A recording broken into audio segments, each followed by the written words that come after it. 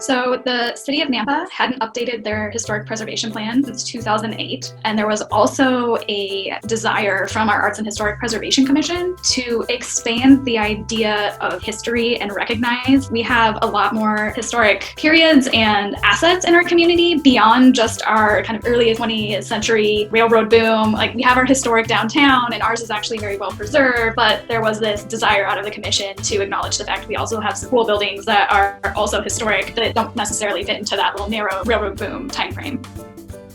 When I was hired, I met with the staff and I also met with the Arts and Historic Preservation Commission, and we developed a work plan so that we were all on the same page about what it was that they wanted, when we could get things accomplished, when we would interact with the public. We had iterations of meetings with the AHPC and with the public, collecting information on what they were concerned about regarding historic resources. The Historic Preservation Commission also was very concerned about elements related to how they operate, how they integrated in the development process. So we had that second phase, had a heavy emphasis on evaluating the preservation program itself.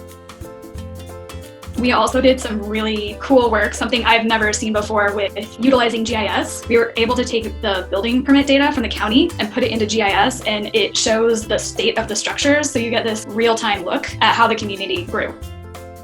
After we did that GIS map and we got a sense of the ages and structures, we identified a few neighborhoods outside of the downtown core and a couple of buildings that aren't right in the downtown core that are definitely things we want to look at preserving.